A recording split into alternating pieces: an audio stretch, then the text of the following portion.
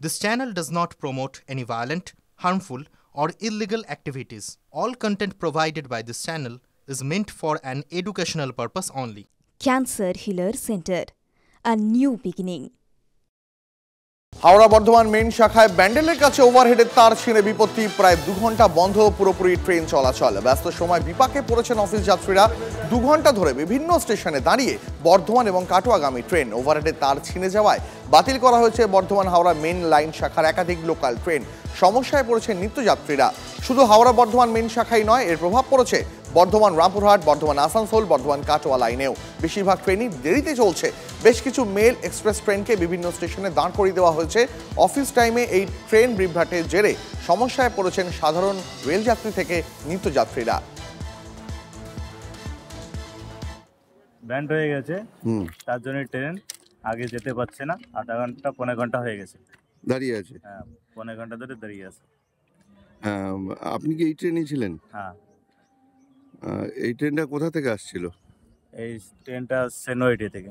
নয়াটি ব্যান্ডেল? হ্যাঁ, নয়াটি ব্যান্ডেল। তো খুবই সমস্যার মধ্যে পড়লেন। হ্যাঁ, নয়াটি থেকে আমার ট্রেন ধরার দরকার ছিল, বুসকরা বর্ধমান যেতে হবে। আচ্ছা, এখন পায়ে হেঁটে হেঁটে যাচ্ছি, দেখি এদিকে আগে কোথায়। পায়ে হেঁটে ব্যান্ডেল স্টেশন পৌঁছবেন? পায়ে হেঁটে তো ব্যান্ডেল স্টেশনে পৌঁছানো যাবে না। আগে দেখছি ওইদিকে যে কোনো হাই রোডে গিয়ে কোনো গাড়ি টাড়ি পাওয়া যায় কি। এই মুহূর্তে আমাদের সঙ্গে আশিক ইনসান রয়েছেন টেলিফোন লাইনে প্রতিনিধি। আশিক, ট্রেন চলাচল কি শুরু হয়েছে নাকি এখনো ট্রেন দাঁড়িয়েই রয়েছে?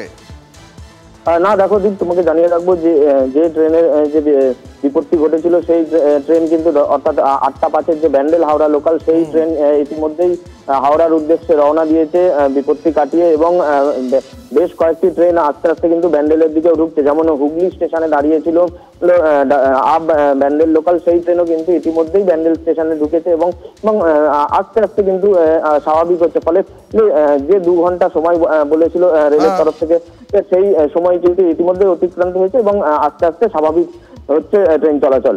বেশ আশিক, অনেক ধন্যবাদ তোমাকে। যেমনটা আমাদের প্রতিনিধি আশিক জানাচ্ছিলেন যে ধীরে ধীরে এবার দাঁড়িয়ে থাকা ট্রেনগুলি চলতে শুরু করেছে। তবে ট্রেন চলাচল এখনো পর্যন্ত স্বাভাবিক হয়নি, কিন্তু ধীরে ধীরে বেশ কয়েকটি ট্রেনকে পাস করানোর চেষ্টা হচ্ছে। তার কারণ একাধিক স্টেশনে বেশ কিছু এক্সপ্রেস এবং দূরপাল্লার ট্রেন দাঁড়িয়ে রয়েছে, যার ফলে চূড়ান্ত ভোগান্তিতে পড়েছেন যাত্রীরা।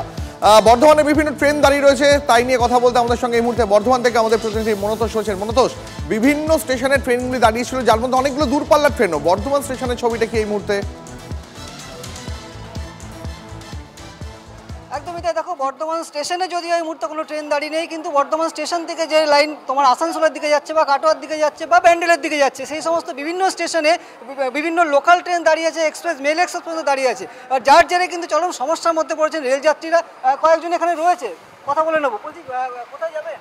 আমরা যাব হলদিবাড়ি। তো বেশ কিছু ট্রেন তো লেট আছে, প্রচুর লোকালও লেট আছে, আপনার এক্সপ্রেসও লেট আছে। সমস্যা হচ্ছে তো?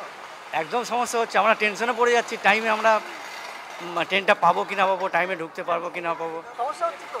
হ্যাঁ, প্রচুর সমস্যা, প্রচুর সমস্যার মধ্যে মানে টেনশনই হচ্ছিল যে কখন ট্রেনটা ঢুকবে। লোকালে ছিলাম, লোকালও লেট ছিল, লোকালেতে আমরা টেনশনে পড়ে যাচ্ছিলাম যে ঠিকমতো টাইমে পাবো। তারপরে এখন এসে দেখো, বেশ কিছু লোকাল ট্রেন লেট ছিল এবং পাশাপাশি যেমনটা তোমায় জানাচ্ছিলাম যে মেল এক্সপ্রেস ট্রেন, সেগুলো বিভিন্ন স্টেশনে দাঁড়া করিয়ে রাখা হয়েছিল, যার জেরে কিন্তু যাত্রী ভোগান্তি চরম ছিল। এবং বর্ধমান স্টেশনে কিন্তু তার ব্যতিক্রম না, কারণ বর্ধমান জংশন স্টেশন, এখান থেকে বিভিন্ন শাখার ট্রেন যায়, যার ফলে কিন্তু এখানে যারা যাত্রী রয়েছেন তারা কিন্তু চরম সমস্যার মধ্যে পড়েছেন। এবং এই যে লোকাল ট্রেন থেকে শুরু করে এক্সপ্রেস ট্রেন সবই কিন্তু ডিলে করে চলছে, এবং যার জেরে সমস্যা কিন্তু অনেকটাই বেশি এখানে। একেবারেই মূলত নজর রাখো, শুধুমাত্র হাওড়া বর্ধমান মেইন শাখায় নয়, প্রভাব পড়েছে বর্ধমান রামপুরহাট, বর্ধমান আসানসোল, বর্ধমান কাটোয়া লাইনেও। বেশিরভাগ ট্রেনই দেরিতে চলছে। বেশ কিছু মেল এবং এক্সপ্রেস ট্রেনকে বিভিন্ন স্টেশনে দাঁড় করিয়ে রাখা হয়েছে। এবার পাশাপাশি দুটো ছবি দেখাচ্ছি আপনাদের, প্রায় 2 ঘন্টা ট্রেন আটকে থাকার ছবি দেখাচ্ছি একদিকে আপনাদের, এর পাশাপাশি দেখাচ্ছি এই মুহূর্তে ধীরে ধীরে ট্রেন চলাচল আবার শুরু হয়েছে। এই মুহূর্তে পাশাপাশি দুটো ছবি দেখতে পাচ্ছেন আপনারা। একদিকে যাত্রী দুর্ভোগের ছবি, অনেকে যাত্রী প্রায় 2 ঘন্টা ট্রেনে দাঁড়িয়ে থাকার জন্য লাইনের ওপর দিয়ে হাঁটতে শুরু করেন, সেই ছবি দেখতে পাচ্ছেন আপনারা। এবং এর পাশাপাশি বাঁ দিকে দেখাচ্ছি আপনাদের আবার ট্রেন চলাচল শুরু হয়েছে। আমরা রেলের জনসংযোগ আধিকারিকের সঙ্গেও কথা বলেছিলাম, তিনি জানিয়েছেন যত দ্রুত সম্ভব পরিস্থিতি স্বাভাবিক করার চেষ্টা চলছে।